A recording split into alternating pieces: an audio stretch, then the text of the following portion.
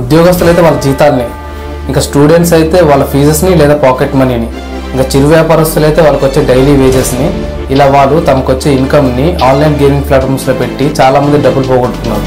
కేవలం డబ్బులు పోగొట్టుకోవడమే కాదు, జీవితాన్ని నాశనం చేసుకున్న వాళ్ళు కొందరైతే ప్రాణాలు పోగొట్టుకున్న వాళ్ళు మరెందరూ. సో ఇదంతా ఇక్కడితో ఆగలేదు. కొందరు సోషల్ మీడియాలో సో కాల్డ్ ఇన్ఫ్లుయెన్సర్స్ చేసిన ప్రమోషన్స్ వల్ల ఇది సిటీలోనే కాదు మారుమూల గ్రామంలో కూడా ఒక వైరస్ లా స్ప్రెడ్ అయ్యి చాలా మంది కుటుంబాలను నాశనం చేసింది. ఈ క్లిప్ ఒకసారి చూడండి మీరు. ఆన్లైన్ బెట్టింగ్ హూతం మరో యువకుడిని బలి తీసుకుంది. ఆన్లైన్ లో బెట్టింగ్ యాప్స్ కి బానిసైనట్లు కుటుంబ సభ్యులు తెలిపారు. ఆయా యాప్స్ నుంచి ఒత్తిడి ఉన్నందునే తన తమ్ముడు ఆత్మహత్య చేసుకున్నాడని అఖిలేష్ సోదరుడు ఆరోపించారు. చెప్పే నాకు కానీ వినే మీకు కానీ ఇది ఒక వీడియో లేదా కంటెంట్ లా కనిపించచ్చు, కానీ కొడుకును పోగొట్టుకున్న తల్లిదండ్రులకి ఇది ఒక తీరని దుఃఖాన్ని మిగులుస్తుంది, చివరి వరకు మనోవేదన కలిగిస్తూనే ఉంటుంది.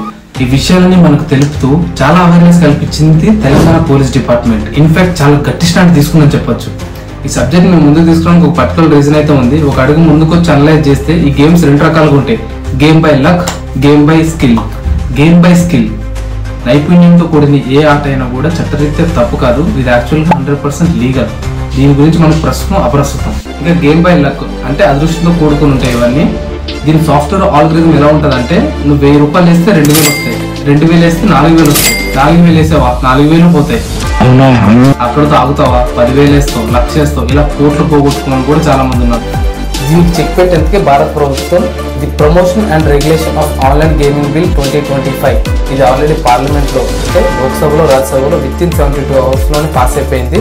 ఇంకెంతో కాలం లేదు ఇలాంటి గేమింగ్స్ అన్ని ఆపడానికి. ఇక mobile applications like Dream11 24x7 games and mobile premier league లాంటి $3.8 బిలియన్ నెట్వర్క్ కలిగిన ఈ గేమింగ్ ప్లాట్ఫామ్స్ అన్ని స్లీప్ అయిపోతున్నాయి. And last but not the least, ఈ ఆన్లైన్ యాప్స్ని క్రియేట్ చేసినా లేకపోతే ఇలాంటి వాటిని ప్రోత్సహించిన ₹1,00,00,000 వరకు జరిమానా, 3 సంవత్సరాల వరకు జైలు శిక్ష.